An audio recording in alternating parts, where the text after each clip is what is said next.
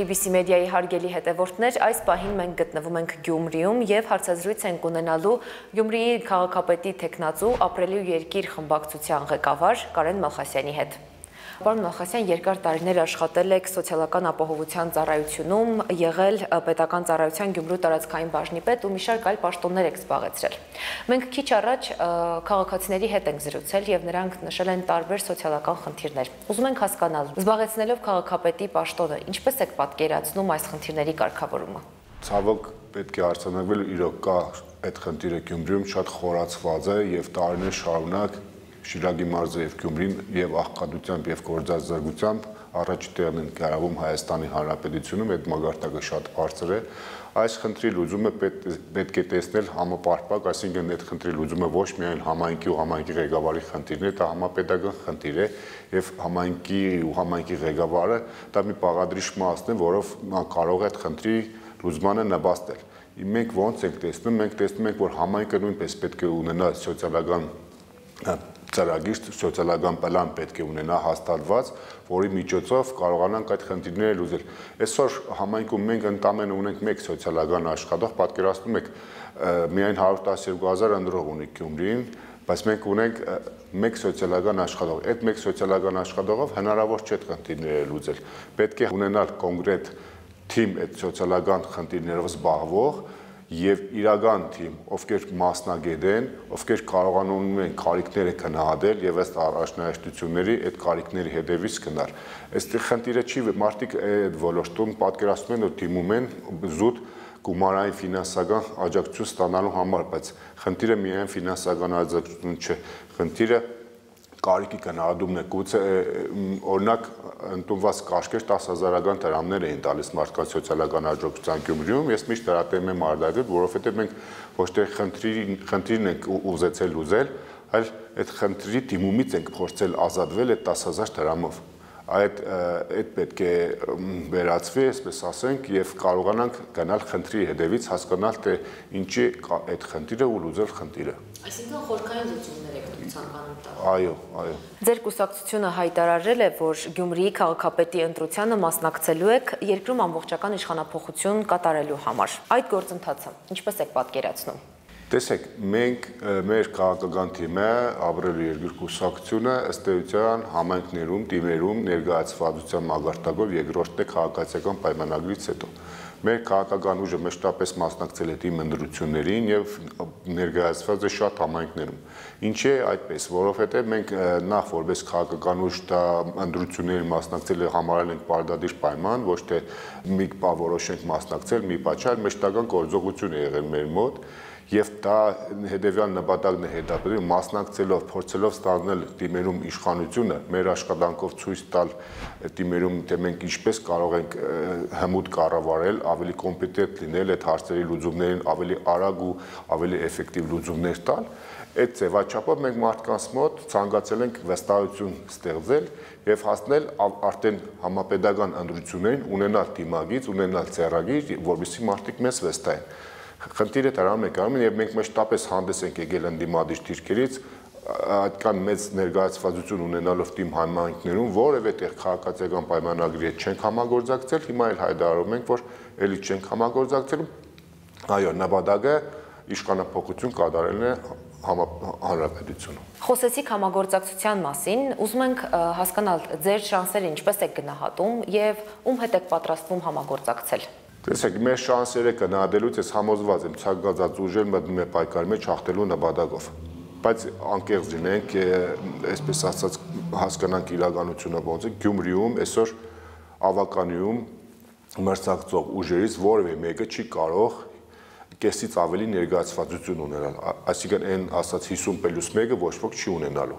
Հետևաբար համագործակցությունը մենք տեսնում ենք այն քաղաքացիական պայմանագրի հետ, ինչպես նշեցի, միանշանակ չենք համագործակցելու, համագործակցություն տեսնում ենք այն բոլոր քաղաքական ուժերի հետ, ովքեր ում շահը Գյումրու շահն է,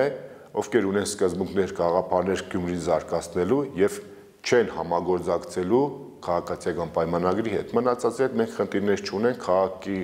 խնդիրն է բոլորիս շահը քաղաքն է, հետևաբար ցանկացած ուժի հետ կարող ենք համագործակցել։ Պարոն Մալխասյան, 2021 թվականից Գյումրիում ավականու անդամ եք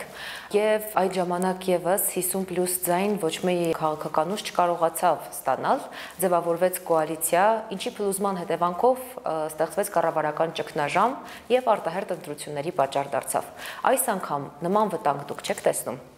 Շատ շնորհակալություն, շատ կարևոր ու խորքային հարց եք բարձրացնում, ինչի, որովհետեւ ըստ էության մենք ինչու ենք այսօր գնում արտահերթ ընտրությունների։ Այդ խնդիրը հենց դրանում է։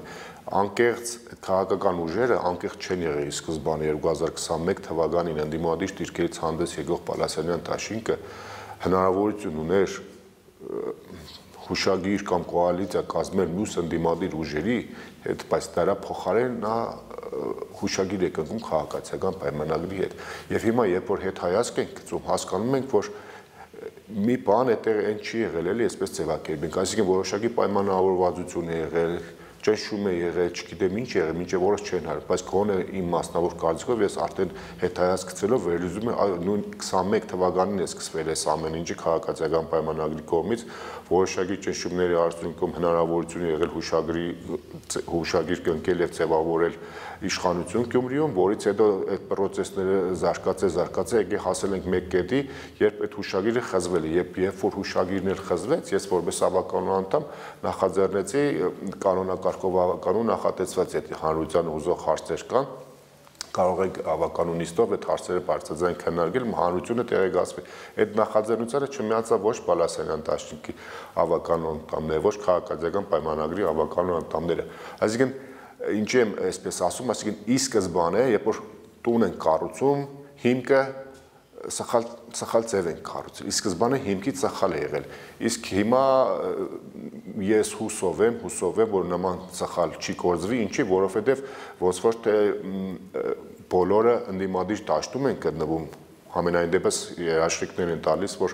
ոչ մեկ չի ասում, որ քաղաքացիական պայմանագրի հետ որևէ ձևաչափով համագործակցելու է։ Բոլորը գտնվում են ընդդիմադիր դաշտում, թե հետագայում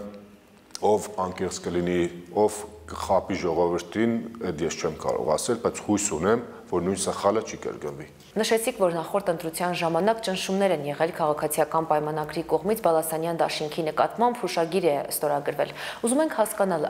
այս ընտրության բացառում եք այդ ճնշումները, թե ոչ, հնարավոր է։ Ինչու եմ ես այդ կարծիքին, որ հետայացք գցելով ճնշում է եղել, ու ինչու կարող է ճնշում լինել, որովհետև ըստ էության համայնքապետը Սամվել Պալասանյանն էր, ում թիմը հետագայում Պալասանյան դաշինք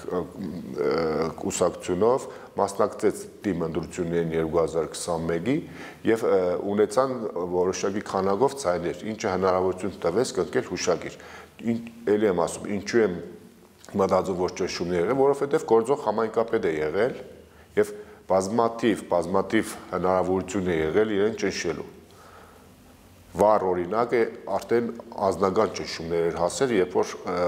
գործարքի արդյունքում որդուն են ձերբակալում, ինքն է հետախուզման մեջ պարոն Պալասանյանը, այդ նույն բանը կարող էր 21 թվականին լինել։ Երևար իսկ այս պարագայում ոչ մեկ չի ունեցել քաղաքային իշխանություն, ոչ մեկ ներկայացված չէ որևէ պետական պաշտոնում եւ ճնշել այդ մարդկանց վրա շատ բարդ է լինելու, նույնիսկ հնարավոր չի լինելու։ Ես եմ շնորհակալ։